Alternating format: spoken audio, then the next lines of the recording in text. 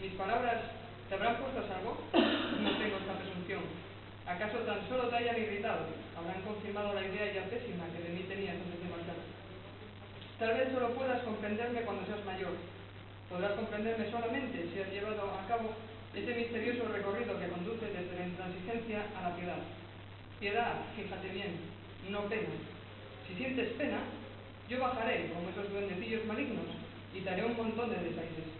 Lo mismo haré si en vez de ser humilde eres modesta. Si te emborrachas de chácharas en vez de quedarte callada. Estallarán las bombillas, los platos se caerán de los estantes, las bragas irán a parar a la araña central. No te dejes tranquila desde el amanecer hasta bien entrada la noche, ni un solo instante. No es cierto, no haré nada. Si estás en alguna parte, si tengo la posibilidad de verte, solo me sentiré triste tal como me siento cada vez que veo una vida desperdiciada. Una vida en la que no ha logrado realizarse el camino del amor. Cuídate. Cada vez que al crecer tengas ganas de convertir las cosas equivocadas en cosas justas, recuerda que la primera revolución que hay que realizar es dentro de uno mismo. La primera y la más importante. Luchar por una idea sin tener una idea de uno mismo es una de las cosas más peligrosas que se pueden hacer.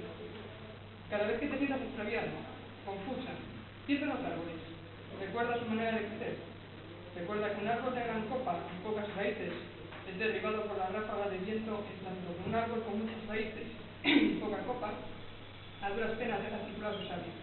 Raíces y copa han de tener la misma medida. Has de estar en las cosas y sobre ellas.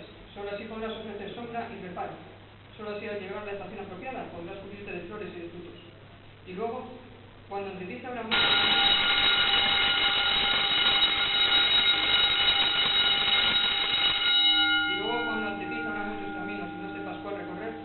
No te metas en una cualquier al azar. Siéntate y aguarda. Respira con la confiada profundidad con que respiraste el día que viniste al mundo, sin permitir que nada te distraiga. Aguarda, y aguarda más aún. Quédate quieta, en silencio, y escucha tu corazón. Y cuando te hable, levántate y ve donde él te lleve. ¡Bien!